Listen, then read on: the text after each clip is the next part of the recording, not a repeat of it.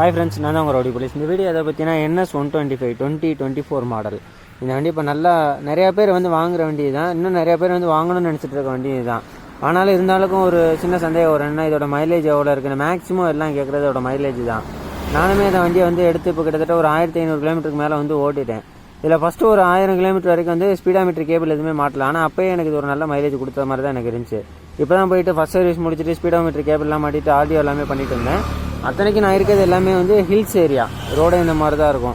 இந்த ஏரியாவில் எனக்கு கிடைச்சிருக்க மைலேஜ் எவ்வளோனா, ஒரு ஆவரேஜ் ஃபியூல் எக்கானமி பார்த்தீங்கன்னா ஒரு 40லேருந்து 70க்குள்ளே தான் ஓட்டினேன். அந்த ஸ்பீட் 40லேருந்து 60 வச்சுக்கலாம்.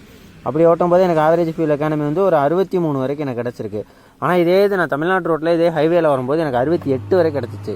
என்னாலே நம்ம முல்ல இந்த வண்டி 70 வரை கொடுக்குதா அப்படின்னு. அதுவும் மைலேஜ் எடுக்கணும் அப்படின்னு நினச்சி ஓட்டினீங்க அப்படின்னா கண்டிப்பாக இது வந்து ஒரு 70 72 வரைக்கும் கொடுக்கும்னு நினைக்கிறேன். எனக்கு தெரிஞ்சு 68 கிடச்சதே ஒரு பெரிய விஷயம் தான் என்னை பொறுத்த வரைக்கும். நான் வந்து ஃபஸ்ட்டு மேக்ஸ் 100 வச்சுருந்தேன். அது ஓட்டும் போதில் எனக்கு வந்து ஒரு 30-35 தான் கிடச்சிச்சு.